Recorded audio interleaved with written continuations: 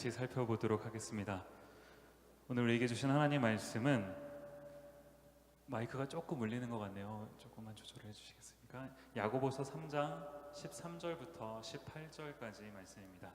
야고보서 3장 13절부터 18절까지 성경책이 있으신 분들은 성경책을 펴셨으면 좋겠어요. 종이 성경을 펴셔도 좋고 여러분의 핸드폰에 있는 성경책을 펴셔도 좋고요. 네, 핸드폰으로 성경책을 펴실 때는 성경책만 보셨으면 좋겠습니다. 네, 가지고 계신 성경책을 찾아서 읽는 것 자체가 예배이고 하나님 말씀을 듣는 행위이기 때문에 여러분 어지간하면 다 성경을 펴셨으면 좋겠어요. 야고보서 3장 13절부터 18절까지 말씀 아직 찾으시는 분들이 좀 계시네요. 야고보서 3장 13절부터 18절까지 저와 여러분이 한 절씩 교독해서 읽도록 하겠습니다. 제가 먼저 읽겠습니다. 너희 중에 지혜와 총명이 있는 자가 누구냐? 그는 선행으로 말미암아 지혜의 온유함으로 그 행함을 보일지니라. 그러나 너희 마음속에 독한 시기와 다툼이 있으며 자랑하지 말라. 진리를 거슬러 거짓말하지 말라. 이러한 지혜는 위로부터 내려온 것이 아니요 땅 위의 것이요 정욕의 것이요 귀신의 것이니 다툼이 있는 곳에는 혼란과 모든 악한 일이 있음이라. 오직 위로부터 난 지혜는 첫째 성결하고 다음에 화평하고 관용하고 양순하며 긍휼과 선한 열매가 가득하고 편견과 거짓이 없나니 화평하게 하는 자들은 화평으로 심어 의의 열매를 거두느니라. 아멘. 디모데 예배 오신 모든 분들을 주님의 이름으로 환영하고 또 축복합니다. 우리 앞뒤 좌우에 계신 분들하고 이렇게 한번 인사했으면 좋겠습니다. 실천하는 크리스찬이 됩시다. 네, 오늘 저희가 함께 살펴보려고 하는 이 야고보서 3장의 뒷부분, 이 부분을 보니까요, 이 야고보가 지혜에 관해서 이야기를 하면서 특별히 이 지혜를 두 가지로 이렇게 대조하고 있는 것을 저희가 볼 수가 있습니다. 한번 보시죠. 3장 15절 말씀을 보시면요, 제가 읽겠습니다. 이러한 지혜는 위로부터 내려온 것이 아니요 땅 위의 것이요 정욕의 것이요 귀신의 것이니. 자, 두 가지 지혜를 대조하고 있는데 한 가지 지혜는 뭡니까? 위로부터 내려온 지혜가 있다라고 얘기를 하고 있는 거예요. 그런가 하면 또 한 가지 지혜는 이 땅 위에 있는 지혜가 있다라는 겁니다. 자, 이 위로부터 내려오는 지혜와 이 땅 위에 있는 지혜, 이 두 지혜의 지금 차이가 명백하게 좀 드러나고 있다고 지금 야고보가 말하고 있는 것 아닌가요? 그러면 이제 우리가 이걸 좀 같이 살펴보기를 원하는데, 먼저 보기를 원하는 것은요, 이 땅 위에 있는 지혜요. 이 땅 위에 있는 지혜가 어떤 이제 특징을 가지고 있는지를 좀 한번 살펴보고자 하는 겁니다. 야고보가 얘기를 해요. 이 땅 위에 있는 지혜가 특징이 있다. 뭐라고 얘기를 하냐니까요. 한 절 올라가서 14절 말씀을 보시면요. 그러나 너희 마음속에 독한 시기와 다툼이 있으면 자랑하지 말라. 진리를 거슬러 거짓말하지 말라. 지금 이 14절에서요, 땅 위의 지혜를 야고보가 설명을 하면서 이제 사용하는 단어들 중에서 이제 야고보가 쓰는 대표적인 두 가지 단어 뭡니까? 독한 시기와 다툼이라는 단어를 야고보가 사용을 하고 있어요. 이 시기심과 다툼, 이 다툼이라는 말을 이제 세번역 성경에 보니까 경쟁심 이렇게 이제 번역을 하더라고요. 이 시기심과 경쟁심. 야고보가 왜 이 시기심과 경쟁심을 언급을 하고 있습니까? 이 시기심과 경쟁심 때문에 사람들이 이 세상을 살아가면서 뭔가를 하게 된다는 거예요. 뭘 하는 겁니까? 나를 위한 일이요. 지난주에였어요. 지난 주간에 제가 이제 인터넷 신문을 보다가 굉장히 좀 마음이 아픈 그런 이제 기사를 보게 됐습니다. 다 아시겠지만 그 한국의 그 포항이라는 동네에 지진이 났어요. 이렇게 신문을 이렇게 쭉 계속 보다 보니까 다치신 분들도 꽤 많이 계시고 꽤 많은 분들이 이제 그 피해 현장을 떠나서 이제 다른 지역에서 이제 대피해 계셔서 사시는 이제 그런 기사들이 쭉 나오더라고요.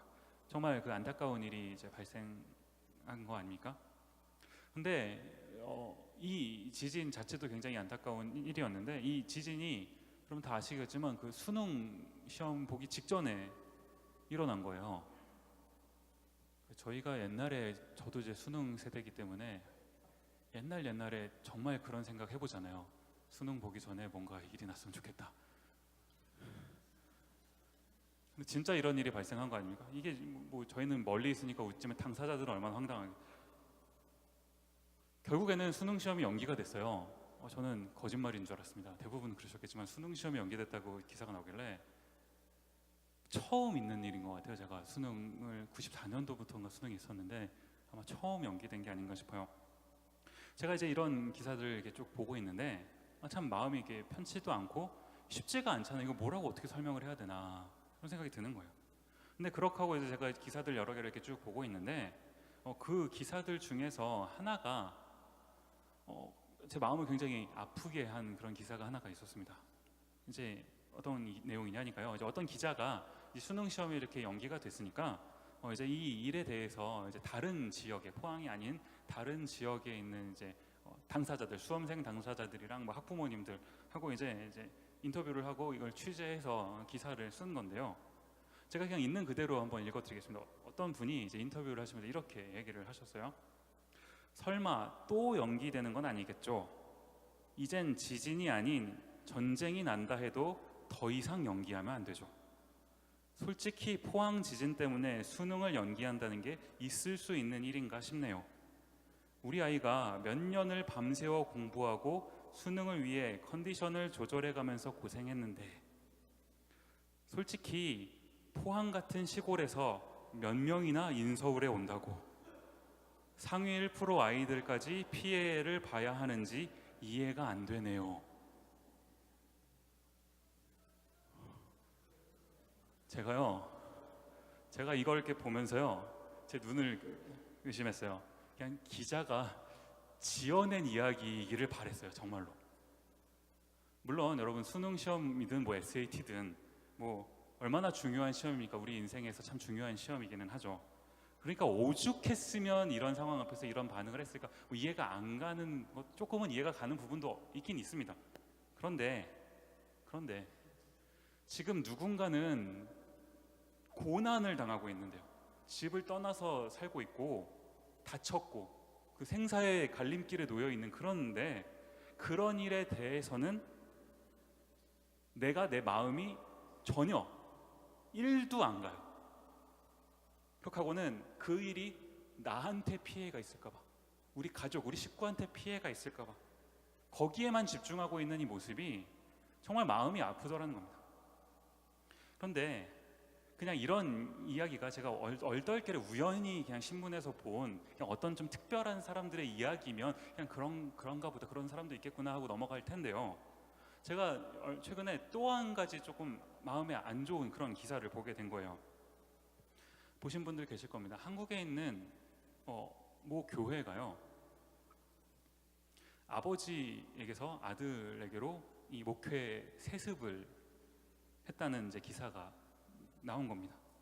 이 목회자 세습이 한국 사회에서, 뭐 미국도 그런 것 같아요. 근데 한국 사회에서 특별히 참 많은 지탄을 받습니다. 왜 그렇습니까? 목회의 길이 정말 그 십자가의 길이라고 한다면 아버지 목사님이 목회를 하시다가 그 아들 목사가 이어서 그 십자가의 길, 순교자의 삶을 간다면 누가 그걸 가지고 욕을 하겠어요? 그런데 개 중에는 그렇지 못한 경우도 있다라는 거예요. 그런 광경을 보면서 참 마음이 아픈 것 아닙니까? 한 매체에서 이제 이것을 소개를 하면서요, 한 목사님의 이제 이야기를 좀 이렇게 끌어다가 소개를 하더라고요. 그 리처드 헬버슨이라는 이제 목사님이 하신 말을 인용을 하는데 이게 저한테 처음 이렇게 마음에 많은 그 아픔으로 다가오더라는 겁니다. 이 리처드 헬버슨이라는 목사님이 그 미국 상원의 채플 목사님이시래요. 이분이 이제 뭐라고 하셨냐 하니까 교회는 그리스로 이동해 철학이 되었고 로마로 옮겨가서는 제도가 되었다. 그 다음에 유럽으로 가서 문화가 되었다. 마침내 미국으로 왔을 때 교회는 기업이 되었다. 여기 어떤 분이, 한국 분이신데 한 말씀을 더 붙이시더라고요. 교회는 한국으로 와서는 대기업이 되었다. 이게 참, 우리가 왜 웃으시는지 모르겠지만 웃으면서 마음이 씁쓸한 거 아닙니까? 그런데 이게 어떤 그 타락한 소수의 교회의 못된 교회의 그런 그들만의 이야기인가요? 저는 한번 이거를 우리 스스로에게 질문을 던져보자는 거예요. 예수님을 믿는다고 살아가고 있는 우리는 얼마나 다릅니까? 지금 제가 소개해드렸던 두 가지 이 스토리와 예시와 우리는 얼마나 다른가요? 우리가 왜 이런 일들이 자꾸 일어나는 겁니까? 자꾸 나를 위하는 삶을 살다가 보니까 남들보다 내가 잘 돼야 되잖아요. 그 세상의 이치 아닙니까? 그러니까 그것을 위해서 자꾸 이 세상의 지혜를 쫓아서 살아가는 삶을 살아간다는 거예요. 그 세상의 방식이 지혜인 줄 알고 산다는 겁니다. 여러분, 그게 지혜입니까? 오늘 본문으로 돌아와서 야고보가 하는 말을 보니까요, 이런 지혜를 야고보는 이 땅 위의 지혜라고 소개를 하고 있습니다. 그렇게 하면서 이 야고보가 이 땅 위의 지혜와 대조해서 소개하고 있는 그 지혜, 뭐라고 얘기합니까? 위로부터 내려온 지혜예요. 근데 저는 이 위로부터 내려온 지혜라는 말 중에서 이 내려온이라는 말에 조금 주목해서 이것을 살펴보기를 원하는데요. 이 내려온이요. 최근에요, 한 지난주였나 제가 그 싱가포르에서 살다가 오신 어떤 분이랑 이제 그 말씀을 조금 나눌 기회가 있었습니다. 그래서 이제 그분이 그 싱가포르에서 사셨을 때의 삶을 저한테 이제 소개를 해주시는데, 혹시 싱가포르 갔다 오신 분 계신가요? 싱가포르 갔다 오신 분? 많이 계시네요, 생각보다. 재밌더라고요. 그 중에서 이제 흥미로웠던 게 뭐냐 하니까요, 이 싱가포르에서는 그 자동차가 부의 상징이라는 거예요. 뭐 자동차가 부의 상징인 거는 저한테도 마찬가지인 거니까 뭐 그런가 보다 싶었는데, 이 그냥 그 정도 수준이, 뭐 한국이나 미국에서의 그 정도 수준이 아니고요, 정말로 이 싱가포르에서는 부자가 아니고서는 자동차를 살 수가 없다는 겁니다. 그래서 이제 이게 무슨 말인가 하고 좀 얘기를 들어봤더니요, 만약에요, 이분이 예시로 들어주신 겁니다. 그 한국에 가면 아반떼라는 자동차가 있죠. 여기 미국에서는 좀 이름이 다르던데, 아무튼 이 아반떼라는 자동차가 뭐 한 2천만 원 정도 한다고 한번 가정을 해보자는 거예요. 2천만 원도 결코 싼 돈은 아니지만 이제 우리가 2천만 원을 주면 아반떼를 살 수가 있는 겁니다. 그런데 이 싱가포르에서는 2천만 원을 줬다고 그 아반떼가 내 소유가 되는 것이 아니라요, 그 자동차에 대한 소유권을 사야 된다는 거예요.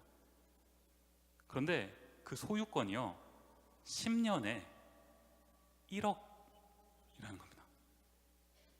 그러니까 제가 2천만 원짜리 자동차를 사면, 그리고 10년을 소유하려면 1억 2천만 원이 필요한 거예요.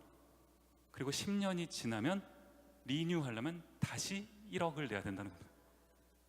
놀라운 거 아닙니까? 제가 이야기를 듣는데, 그러니까 우리가 뭐 2천만 원짜리 자동차를 사거나 5천만 원 자동차 이러면 5천만 원이 부자인가 보다 이러는데요, 싱가포르 가면 1억 2천이나 1억 5천이나 어차피 비싼 거기 때문에 그냥 자동차가 있는 것 자체가 부자라는 거예요. 제가 이 이야기를 이렇게 듣고 있는데, 이러니까 이 싱가포르라는 나라가 그 조그만 도시 국가가 운영이 되는가 보다, 이런 생각이 들었어요. 근데 제가 이제 설교를 준비하다가 문득 갑자기 이 이야기가 왜 떠오르냐 하니까요, 이 싱가포르에서 내가 내 돈 주고 이걸 샀다고 내 소유가 되는 게 아니라 그 소유권은 나라에 있는 거예요. 그리고 내가 돈을 주고 그 소유권을 잠시 빌려 쓰는 거 아닙니까? 똑같이 우리에게 적용을 해보면요, 우리가 이 세상을 살아가면서 지혜라는 것을 사용을 해요. 그런데 우리가 내 건 줄 알고 이 지혜를 내 마음대로 막 쓸 수 있는 그런 게 아니라요, 이 지혜의 소유권이 어디에 있는지를 한번 생각을 해보자는 겁니다. 오늘 야고보가 뭐라고 얘기를 합니까? 위로부터 내려오는 지혜요. 위로부터 난 지혜. 이게 뭘 말하는 겁니까? 이 지혜라는 게 내 것이 아니라 하나님이 우리에게 주시는 거라는 겁니다. 그러니까 우리가 하나님의 지혜가 아니라면요, 그 지혜는 잘못된 지혜라는 거예요. 그러면 이 하나님의 지혜요, 하나님이 우리에게 내려주신 위로부터 내려오는 이 지혜가 도대체 뭘 말하는 겁니까? 고린도전서 3장 18절 말씀 보시면 이런 말씀이 있습니다. 아무도 자신을 속이지 말라. 너희 중에 누구든지 이 세상에서 지혜 있는 줄로 생각하거든 어리석은 자가 되라. 그리하여야 지혜로운 자가 되리라. 굉장히 난감한 말씀을 하시죠. 어리석은 자가 되어야 지혜로운 자가 된다. 이게 도대체 무슨 뚱딴지 같은 얘기입니까? 이 어리석은 자가 된다라는 말이 도대체 뭘 말하는 거예요? 이 세상의 지혜요, 땅 위의 지혜, 보통의 사람들, 많은 사람들이 추구하는 삶의 방식 아닙니까? 이에 반해서 어리석은 자가 되라고 하는 것은요, 그 많은 사람들이 따라가는 그 삶의 방식을 따라가지 말라는 겁니다. 그러면 우리는 어리석은 자가 되어야 되는 우리는 뭘 따라야 된다라는 거예요.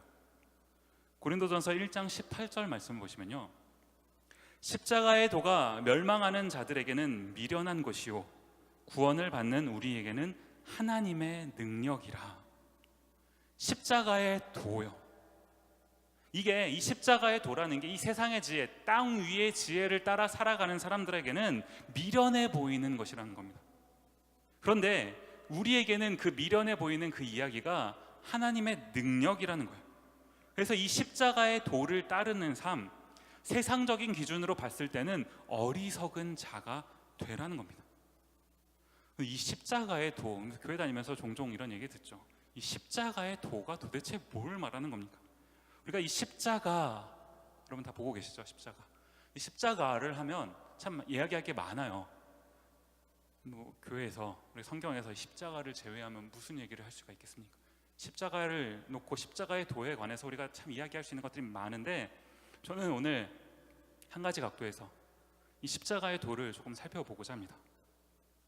우리 주님께서 이 십자가 사건, 십자가에 스스로의 목숨을 내어주신 이 사건을 통해서 우리가 깨닫게 되는 것, 깨달아야 되는 것 한 가지, 뭡니까?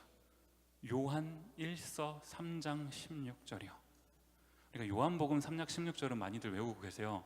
네, 요한 1서 3장 16절도 우리가 같이 한번 외워봤으면 좋겠어요. 너무 우리에게 의미가 있는 구절인 것 같습니다. 한번 같이 읽어볼까요? 시작. 그가 우리를 위하여 목숨을 버리셨으니 우리가 이로써 사랑을 알고 우리도 형제들을 위하여 목숨을 버리는 것이 마땅하니라. 그가 우리를 위하여 목숨을 버리셨으니, 이게 십자가의 도 아닙니까? 성경이 말하는 십자가의 도 아닌가요? 그런데 우리가 이 십자가의 도를 통해서 뭘 깨닫게 된다는 겁니까? 우리가 이로써 사랑을 알고 사랑을 알게 됐다는 거예요. 하나님께서 우리를 사랑하시니까 이 십자가를 통해서 우리에게 그 사랑을 표현해 주셨다는 것 아닙니까? 우리가 십자가의 도를 통해서 이것을 알게 됐다는 거예요. 그러니까 이 사랑을 알게 된 우리가, 이 사랑을 받게 된 우리가 이제 어떻게 살아야 된다는 겁니까? 우리도 형제들을 위하여 목숨을 버리는 것이 마땅하니라. 이 삶을 살아내는 게 십자가의 도를 살아가는 사람들의 삶이고, 하늘로부터 내려오는 그 지혜를 가지고 사는 사람들의 삶이라는 거예요. 그렇게 하고 나서 이제 오늘 본문으로 돌아와서 야고보서 말씀을 다시 보시니까요, 이 야고보가 얘기하는 하늘로부터 내려오는 지혜의 특징들, 뭐라고 설명을 하고 있습니까?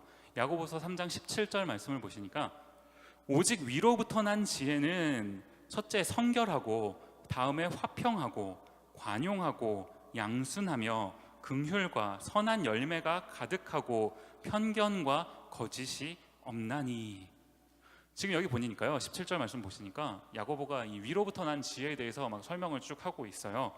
근데 특징들을 이렇게 쭉 보니까 이 특징들 각각의 내용들에 대해서는 여러분 이따가 성경 공부 가시면 거기서 이제 하나하나 좀 살펴보는 시간을 가지실 거예요. 근데 제가 오늘 설교를 통해서 좀 집중해서 보고 싶은 게 뭐냐 하니까요, 이 지금 17절에서 쭉 언급하고 있는 이 위로부터 난 지혜들의 특징이요, 쭉 훑어보시니까 특징이 뭡니까?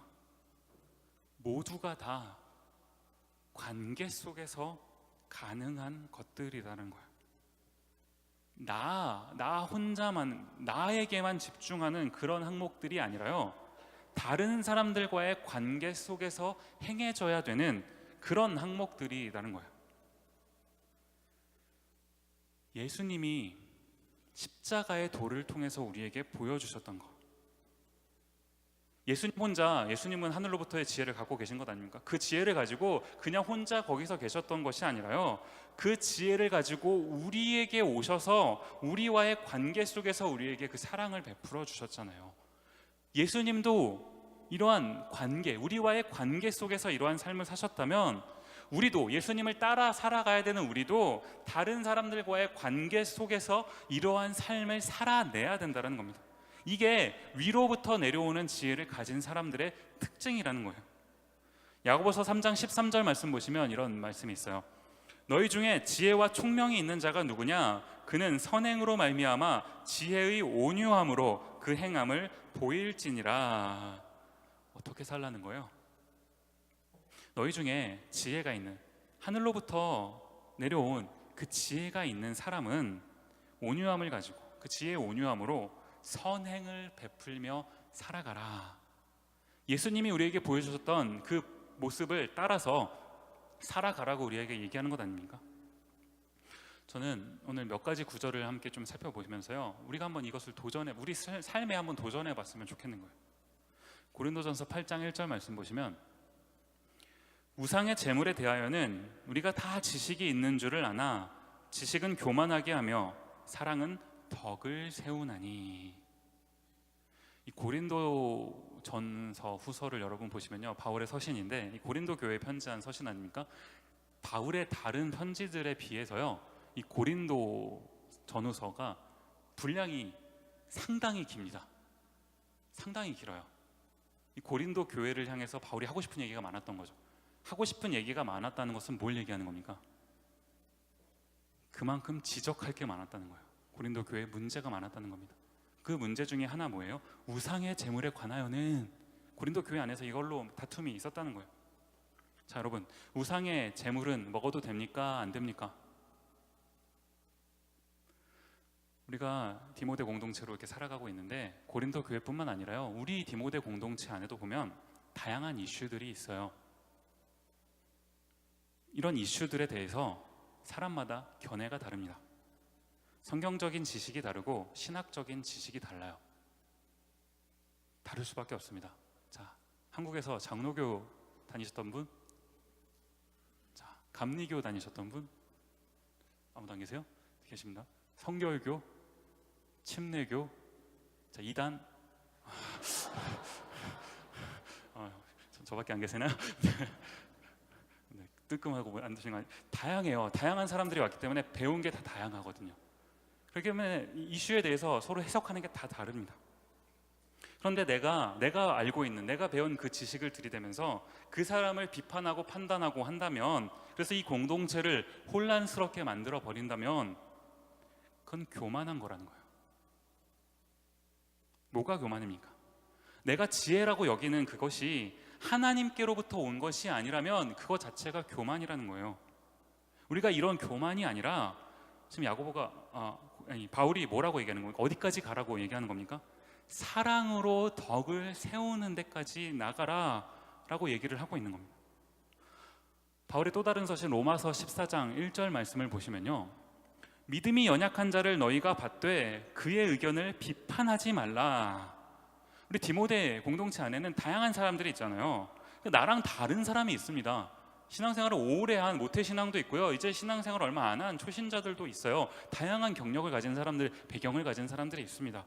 그러니까 똑같은 하나님을 우리가 믿고는 있지만 그 믿음의 정도가 사람마다 조금씩 다른 거예요. 우리 중에는 아직 믿음이 좀 연약한 지체도 있을 수 있는 겁니다. 그때 이제 사람들 간의 관계 속에서 어떤 사람이 어떤 의견을 제시했을 때, 특히 믿음이 연약한 지체가 무언가 의견을 제시했을 때 바울이 뭐라는 겁니까? 비판하지 말라는 거예요. 오히려 어떻게 하라는 겁니까? 로마서 14장 13절 말씀을 보시면, 그런즉 우리가 다시는 서로 비판하지 말고 도리어 부딪힐 것이나 거칠 것을 형제 앞에 두지 아니하도록 주의하라. 서로 비판하고 판단하고 하는 것이 아니라 오히려 서로 간에 부딪히지 않도록 어떤 그 부딪힐 것이나 거칠 것, 그런 건수가 생길 수 있는 것들을 만들지 않도록 조심하라는 겁니다. 이게 오히려 더 덕을 세우는 데까지 나가라는 그런 말 아닌가. 또 뭐예요? 로마서 15장 1절과 2절 말씀을 보시면요, 믿음이 강한 우리는 마땅히 믿음이 약한 자의 약점을 담당하고 자기를 기쁘게 하지 아니할 것이라. 우리 각 사람이 이웃을 기쁘게 하되 선을 이루고 덕을 세우도록 할지니라. 지금 이 15장 말씀에서도 마찬가지 아닙니까? 믿음에 강한 사람들은요, 어떻게 살라는 거예요?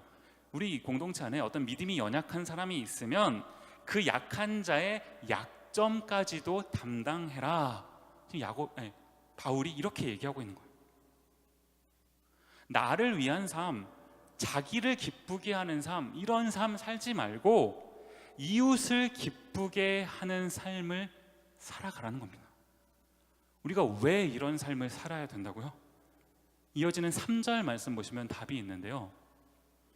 그리스도께서도 자기를 기쁘게 하지 아니하셨나니. 그리스도께서도 자기를 기쁘게 하지 아니하셨나니. 예수님도 이렇게 사셨다는 거예요. 예수님이 이렇게 사셨기 때문에 우리도, 예수님이 이런 삶을 사셨다면 우리가 예수님을 따라가야 되는 삶을 살아야 되는 우리가 당연히 이러한 삶을 살아야 된다라고 얘기하는 것 아닙니까? 이게 위로부터 내려오는 지혜를 가진 사람들의 삶이라는 것 아닌가요? 저는 오늘 설교를 마무리하면서요, 이 한 구절을 살펴보면서 우리의 삶에 한번 도전을 갖고 적용해보고 가지고 간직했으면 좋겠어요. 오늘 본문 가장 마지막 말씀입니다. 야고보서 3장 18절이요. 화평하게 하는 자들은 화평으로 심어 의의 열매를 거두느니라. 화평하게 하는 자들은 화평으로 심어 의의 열매를 거두느니라. 예수님이 이렇게 사셨잖아요. 위로부터 오는 지혜를 가지고 우리가 화평을 심어 의의 열매를 거두는 이러한 삶을 사는 우리 모두가 되었으면 좋겠습니다. 우리 이 찬양으로 설교를 마무리하고 싶습니다. 약할 때 강함 되시네 라는 찬양이에요. 제가 설교를 준비하는데 문득 이 찬양이 떠올랐어요. 1절은 약할 때 강함 되시네 주나의 모든 것 이렇게 시작을 하는데, 이 2절 가사는 십자가 죄사하셨네 주님의 이름 찬양해. 십자가 죄사하셨네, 이게 십자가의 도 아닙니까? 성경이 우리에게 이 미련해 보이는 십자가의 도를 따라가서 살아가라, 이것이 땅 위의 지혜가 아니라 위로부터 내려오는 지혜다, 우리에게 이렇게 얘기하고 있지 않나요? 우리가 2절로 먼저 찬양하기로 하네요. 십자가 죄사하셨네. 주님, 이 십자가의 도가 내 삶에서 선포될 때 내 영혼이 이 십자가 앞에 반응하길 원합니다. 이 십자가의 도 앞에 꿈틀거리길 원합니다. 자꾸 이 땅 위의 지혜, 세상의 지혜 앞에서만 반응했던 나의 삶이 십자가 앞에서, 그 십자가의 도 앞에서 반응하길 원합니다. 세상의 기준으로는 미련해 보이지만 주님, 나에게는 하늘로부터 내려온 지혜, 주님께서 나에게 허락하신 지혜를 고백하며 하나님 십자가의 도 앞에 내가 반응하는 삶을 살기를 원합니다. 한번 같이 찬양하면서 고백해 볼까요? 십자가 죄사하셨네. 찬양합니다. 십자가 죄사하셨네. 십자가 죄사하셨네. 주님의 이름 찬양해. 주님의 이름 찬양해. 주 나의 모든 것. 쓰러진 나를 세우고, 쓰러진 나를 세우고 나의 빈잔을 채우네. 주 나의 모든 것. 주 나의 우리 한 번 더 십자가를 기억하며 한 번 더 찬양합니다. 십자가 죄사하셨네. 십자가 죄사하셨네. 주님의 이름 찬양해. 주 나의 모든 것. 쓰러진 나를 세우고, 쓰러진 나를 세우고 나의 빈잔을 채우네. 주 나의 모든. 우리 한 번 더 찬양할까요? 십자가 죄사하셨네. 십자가 죄사하셨네. 주님의 이름 찬양해. 주 나의 모든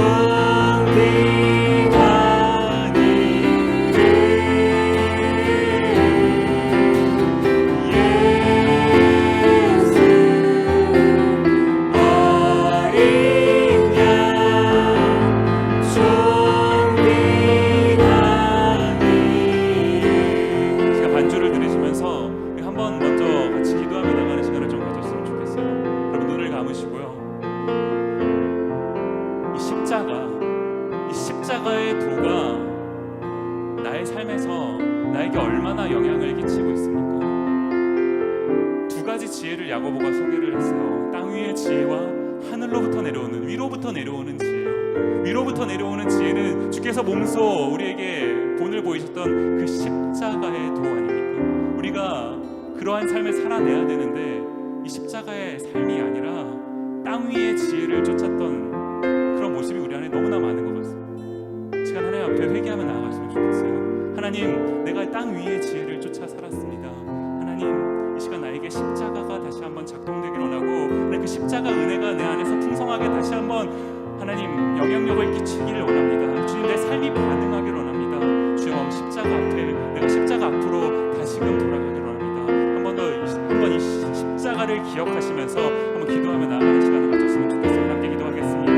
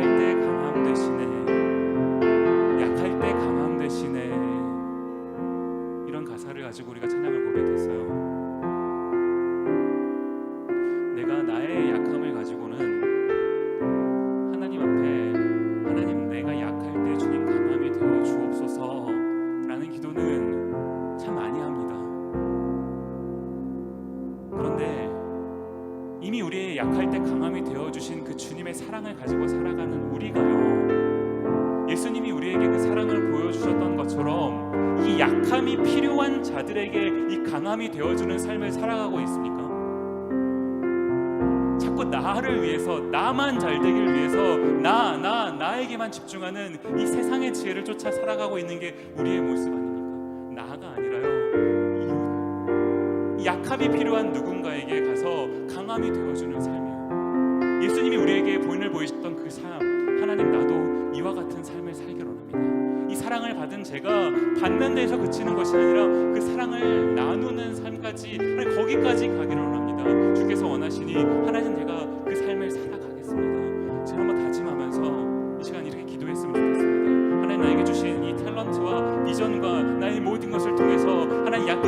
필요한 자들에게, 강함이 필요한 자들에게, 약한 자들에게 찾아가서 강함이 되어주는 삶 살게 하옵소서. 주님, 그렇게 살겠습니다. 다시 마시면서 이 시간 함께 같이 기도하며 나아갔으면 좋겠습니다. 같이 기도하겠습니다. 아버지 하나님, 아버지 하나님, 강함이 되어주는 아버지 하나님, 강함이 필요한 자들에게, 약한 자들에게 찾아가서 아버지 하나님 강함이 되어주는 이 삶을 제가 살기를 원합니다. 주께 받은 그 사랑을 가지고 아버지 하나님 삶을 살아내는 주님의 백성 되기를 원합니다. 나에게만 집중하는 삶이 아니라 아버지 하나님 이 사랑이 필요한 자들에게 가서 이 사랑을 나누는 주님의 백성의 아버지 하나님 그 삶을 살아내기를 원합니다. 주여 오늘 보여 주옵소서. 아버지 하나님 위로부터 내려오는 지혜, 아버지 하나님 그 지혜에 집중하기를 원합니다. 아버지 하나님 우리가 이 땅 가운데 살아가는 것이 아버지 하나님 나의 특권이 아니라 아버지 하나님 나의 자격이 아니라 하나님께서 나에게 주신 은혜임을 기억하면서 아버지 하나님 그 은혜에 반응하는 삶 살기를 하옵소서.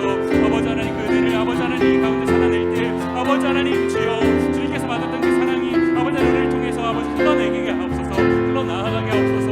아버지 하나님 그 사랑이 필요한 자들에게 우리가 그 사랑을 전하는 삶 살게 하여 주옵소서. 은혜를 주옵소서. 고마우신 아버지 하나님 감사합니다. 오늘 말씀을 통해서 두 가지 지혜를 살펴봅니다.